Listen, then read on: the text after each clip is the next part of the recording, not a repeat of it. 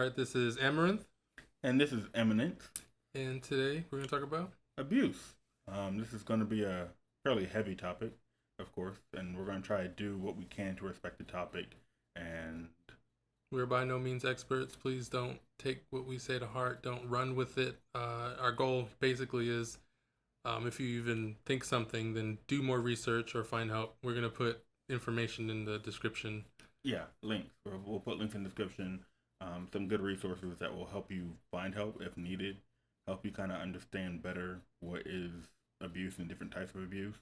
Um, but yeah, so getting into it, we are going to cover two different types of abuse today: physical abuse and emotional Emotional. abuse.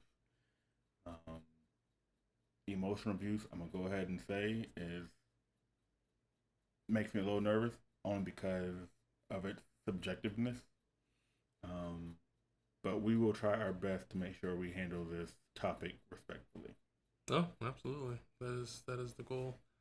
Um, and yeah, like you said, it is very subjective, and one something that's abusive to you might not be abusive to someone else.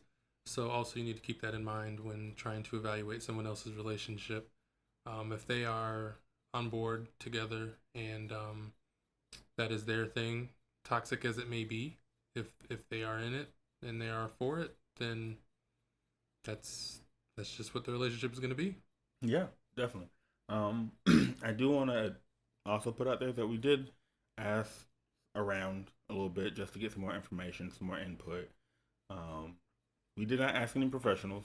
They were just acquaintances that we know, um, but it did give us some insight on kind of the definitions or the boundaries of abuse and what it might look like. I do kind of want to start off on physical abuse, just it being a lot more objective Black when and it white, comes, yeah. yeah, when it comes to defining just the standards of which it meets. Um, so, physical abuse is essentially when someone is hitting, striking, throwing things, causing bodily or physical harm, of course, over repeatedly. Um, Repeatedly, it's kind of debatable between me and Amaranth. Sometimes I'm thinking it could be one thing.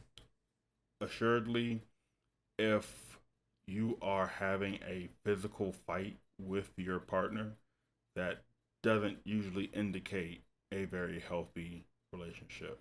Right, which I agree with. Definitely not healthy, period.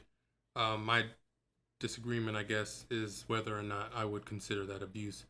If you both are having a fight and it's like a one-off or whatever, for me, I wouldn't. That wouldn't be alarming. That would be like maybe you need to reevaluate your relationship, but that's not something I'd be like, oh, maybe they need to go to jail.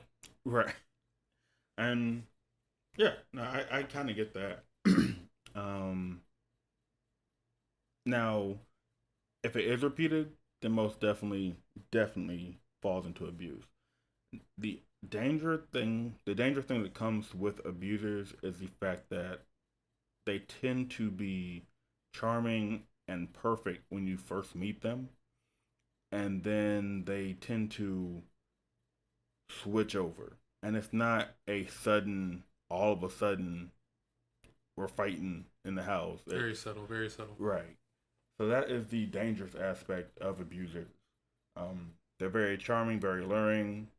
A lot of things probably usually happen quickly, and they whether they do it on purpose or not, I cannot say. I have never been an abuser. I have never been in an abusive relationship, so I am unaware of all of it. It's definitely both. Um, we're humans. There are definitely people out there that are very aware of what they're doing, and there are definitely people out there that were raised that way and have no idea what they're doing. It doesn't excuse it. You're still harming another person, and hopefully they can also get help to understand what's happening. But it's definitely both. It can Okay, both can be. and I get that it can be both, depending on the person and depending on how it's happening. What I was more referring to is the patterns in which abusers tend to isolate their victim, um, having them cut off communication with their friends and family, and it's not usually it's like complaining. every time they'll complain every time you hang out with your friends, every time you hang out with your family, and they'll discourage you from doing that so that eventually you've cut ties with them so that when they abuse you, you have no one to turn to. Right. You'll feel less likely or less secure and safe talking to others. Right. And then even just the pattern of abuse and then apologizing and then abusing. Um, and then also blaming the victim as well is just another pattern of behavior that we see. So, And this portion, I guess, of the physical kind of bleeds into the emotional, because if you're doing that and you're saying, oh, you make me do this or whatever, that kind of mental break keeps you in the cycle. It right. makes you feel insecure. It makes you feel broken. Like, oh, this actually is my fault. Like, I need to stop being a garbage person so So they that can they'll love me. stop reacting. Right. Right. So they can love me. They'll stop reacting this way. They'll stop hitting me or abusing me or making me feel like this. Um, Which is right. not at all correct. At all. You are not a terrible person. Maybe, but You don't deserve that no matter who right, you right. No, no. Even if you're terrible, then you should be handled the correct way. are.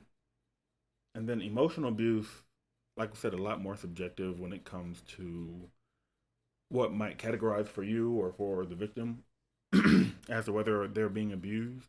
If it's just constant put downs, where maybe you're being humiliated in public, things like that that affect you emotionally, mentally, and they're doing it repeatedly, Yeah, if it's you have someone in your life that's just always calling you ugly, calling you fat, calling you gross, stupid, degrading dumb, you. just all of those mean things, if they're just constantly putting you down and you have a hard time believing in yourself, or you're just believing them and you're just like, yeah, maybe I am fat, maybe I am this awful person that they're making me out to be, then that is an issue. Yeah, I mean, because your partner tends to know you very well. Right. So if they're constantly degrading you and putting you down, they, I'm sure, have examples of you at a low point in which you've done something that you know is not good, and they're probably holding that against you.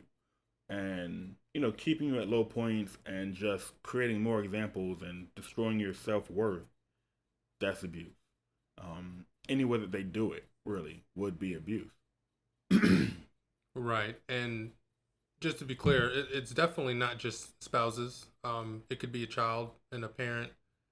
Both ways. Children now can be very abusive to their parents, um, grandparents, uncles, aunts, just all of that. So don't be like, oh, it's not my husband or my wife or what have you. Then that's probably not happening. No, it's an array of relationships, friendships too. That's less likely just because you're not stuck in that relationship for the most part. Yeah. Um, but then you have those people who, because it breaks down your self worth, you might feel that if you lose that friend, you have no one else. Right. And so, I mean, I would still agree that it's not as bad because it's just the friendship. But it is possible. Right. Definitely. And then when you were mentioning like children being abusive to adults, it made me think of like old Dr. Phil episodes where you see this kid who was like, or this grandma or this parent was like, I don't know how to handle my child. My child's hitting me. And it's crazy that watching it, you should think like, that's more on the parent. Like, as a parent, you should not be allowing that to happen. But when you throw in that filter of it's abuse, it kind of stops that wanting to blame the parent. Kind of. I still feel as though, as a parent, something happened along the way in which this child somehow thought it's okay to treat you like this, and you did not stop that almost immediately. I agree. I'm not on the train of victim blaming at all, but in a lot of situations, this is not a perfect world. So knowing that it's not a perfect world, sometimes there are things that you should do as a potential victim. And there are a lot of things we'll probably get into later that will cover that relate to this. But if you know that there's a possibility us as humans are getting bigger and stronger with every generation. So making it a point to teach your children to treat others with respect and love and kindness. Um, and if you fail to do that, then yeah, you're not the only. Other people aren't the only target. You can be a target too. Yeah, yeah. I think another thing is just that power dynamic between parent and child. We're just when we're talking about that relationship. We always expect, and I strongly feel like it should be, and I don't know who's going to debate me on that, that the parent has the power. And so if your child is abusing you, it's weird to see that power dynamic switch to the point where you had, like I said, at some point of giving power away to the child. And what's worse is if they feel that comfortable to act like that at home, what they do elsewhere, it's probably going to be as bad, if not worse. But that's more about parenting. We'll get into that on a different episode. The scary part of it is I can't even say fully that it's always the parent's fault, because if you have a really smart kid, um, they can play the system. They with between defects and all of this other stuff, parents have lost a lot of power from when they used to have you before. I could just be I could go outside and pick my own stick in the yard, and then my mom beat me with that. Right. And nowadays, if you do something like that, like your kids can be taken away. And I see that, but at the same time, if your child is physically or emotionally abusing you, that child should be taken away. Oh yeah, I agree. I mean, because that only benefits both parties, because so the child doesn't really have power in my mind. If the child threatens to call defects because you defend it, let them. Like, you want to live in a foster home? Live in a foster family. You know, the people that are being abused are not going to think that. They're going to be like, "Oh no, this is my child. I love them." I do understand that the victim is not going to think like that. I understand that, but I understand that's a disconnect with me mentally, is just where that mind space is at. And hopefully I never have to experience that personally. For those of you that are, hopefully, you find some way to alleviate and find the help that you need. But even in work relationships, you might find yourself being, I don't know if I want to use the word abused. I would think more of like being bullied or something like that. Right. And which there are definitely parallels between bullying and abusing, and sometimes they are one and the same. Right. But hopefully your boss is not beating you. They might tear you down mentally, possibly emotionally, just degrading you for your work or your work ethic or your quality of work, and constantly making you feel like you can't get work outside of there, or they'll make it impossible for you to find work outside of there if you do decide to leave. So I think more of those are examples of abuse within the workspace. Yeah, I can agree with that. And after obviously talking about such a heavy subject, I do want to take a couple of minutes. If there is anyone out there that's hurting or does not feel loved or just has no one in their life, I'm sorry. First and foremost, I don't want that for anyone. Everyone deserves love. Everyone deserves kindness. So if you are out there and you are hurting, I empathize with you. And you are a wonderful person. And hopefully one day, once you push yourself and grow within yourself, you'll attract those good people around you that you actually deserve, instead of the terrible people that put you in the position that you're in right now. Oh yeah, definitely. And in the description, we are going to have links, like we said, to resources. So if you need to find a way and you find you are in one of these situations, you need to find a way out, these resources that are going to be in the description will be able to help you with that. I was surprised because they even have like exit buttons on the website for safely exiting the site. Yep. I thought that was amazing. So I'm assuming it deletes it from the history as well, so that if your spouse or whoever you're with is going through, I guess, the history, they won't They won't find see it. it. Yep. Right. So I thought that was brilliant. But one of them even has like you can create a escape plan in it, and I was like, that is wonderful. It became my favorite resource after that. I was like, you never think of everything that has to go into getting out of that relationship. Right. Depending on the severity. Depending on the severity, because like we said, they isolate, and then if you have children or whatnot, that only grows with what you need to plan.